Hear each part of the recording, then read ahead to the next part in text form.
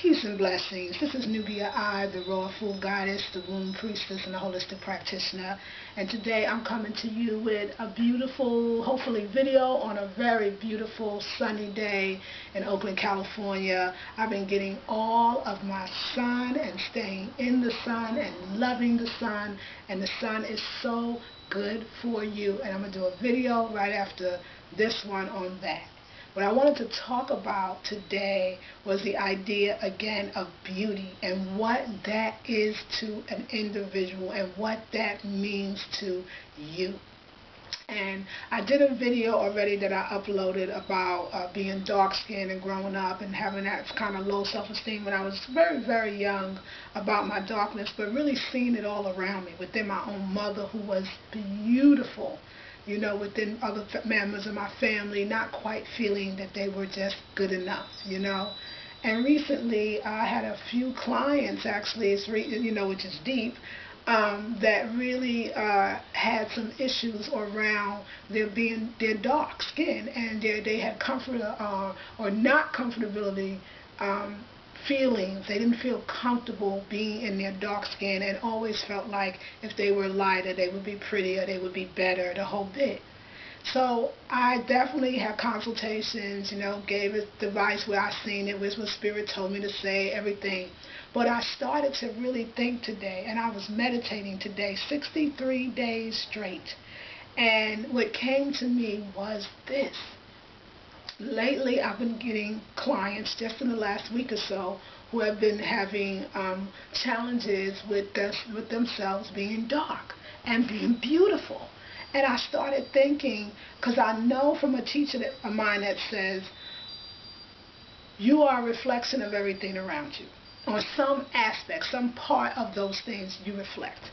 And if I'm getting clients that are discussing matters of self-esteem, particularly with their looks, and particularly being dark-skinned, then where am I still holding on to those inferiority, insecurity, things that a lot of sisters, period, hold on to, and then in my experience, dark sisters maybe a little more on at least the skin color thing, perhaps.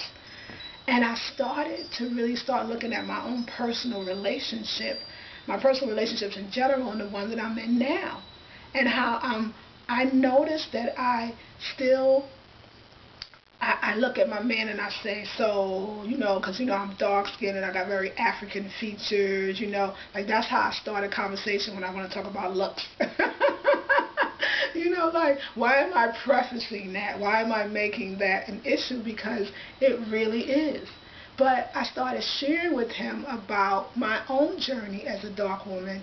And I remember he loves to take photographs. He's a photographer, in his heart, and he loves it. And so he's taken so many pictures of me. But the ones that I remember, and I feel like the ones that he highlights to me, are always me on a profile, my profile, right?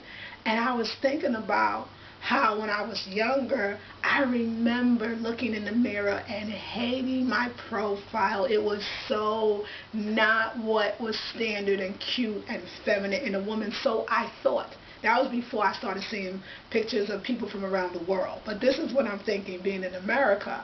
And I would never, I had no best side to me. My profile to me was very, very undeniably indigenous or black or African or whatever. And he, when I met him, would take all these profile pictures and be like, let's put this on a poster, And I remember being a kid going, what's wrong with my face? What's wrong with it? Why is it not doing what it's supposed to do?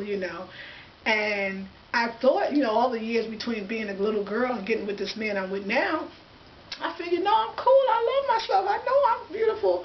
And he would do all these profile pictures, go to other people. He'd take pictures of other women just before he even met me. And, it seems like their face was always full, full front. And mine was just always profile. And I was like, well, are you trying to say that you don't think I'm beautiful? Running my own trips on him. But when I realized something, I have kind of a unique profile. And he says that. He says, I highlight your profile because it's so undeniably you. And it looks beautiful and people should see it. And I started to, I think for the first time, and since I've been doing YouTube, particularly I say in the last 6 months, I've been really noticing and loving my profile. If you don't feel good about a part of your body, particularly let's just talk about your face, because that's what you show the world every single day. You can cover up most of your body. Most people, unless you're in a specific religion, is probably not going to cover their faces. And in a sense, we do, right? We cover it with makeup and eyeliner and this and that and all kinds of things. Our hair, we cover it with. But it's still there. And so I would challenge you to take a part of your body, particularly on your face, and look at it and decide, is it really ugly? Or is it the perfect nose for your face, the perfect lips for your face? The more you look at it, the more you highlight it, get people to take pictures of you, close-ups of you, and look at it every day, and you will see the beauty in it. Images, pictures, they're powerful. They how we come up with meaning, in a sense, in life. That's how we recognize things. We need to re-recognize, if you will, ourselves. I cannot almost believe how much these things are coming up for me about being beautiful and who I am, and, you know, where are women that look like me on TV or this and that. And then it said, it doesn't matter in a way, because it does matter. It matters that I don't see me. But if I can't see me, when I look in the mirror, if I can't actually look in that mirror and see something artistic and beautiful and loving and feminine, and it doesn't matter how many times they put it on TV. It won't matter how many times it's in a magazine. I have to feel it. And then I have to surround myself around these wonderful, perfect, awesome images that I really want to do and that I'm really doing right now. I am always looking at myself, always going deeper, always loving myself more. I'm deciding who I am and what I want to be, and even what I look like. I get to decide that. No one else does. So anyway, this is more of a I've been really in deep meditation. When you meditate for 63 days, meaning you're doing super yoga, you know, womb yoga, and then these 1 hour and more baths and sea salt and chakra clearing, you can't know what happens. You change. You change, you go deeper, you grow, you expelling all kinds of anger, feelings of hurt and despair and doubt. It's amazing. But you're growing and you're getting better.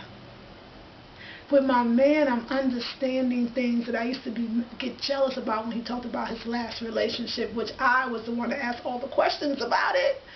And I realized that who your man loved deeply before has nothing to, in a sense, do with how deeply he can love you.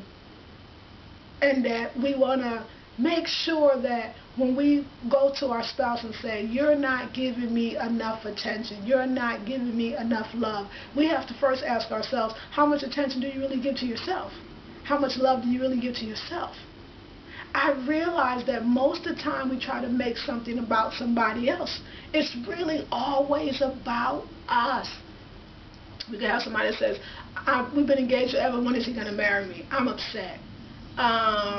He doesn't show me enough affection, I'm upset. He doesn't bring me flowers and candy or whatever, I'm upset. He doesn't. But really, if he wasn't around, would you still be upset? You probably would, about something. So the something usually is inside of ourselves. What am I really upset about if I have a conversation with a man and continually bring up his exes? What am I dealing with? What insecurity is in me?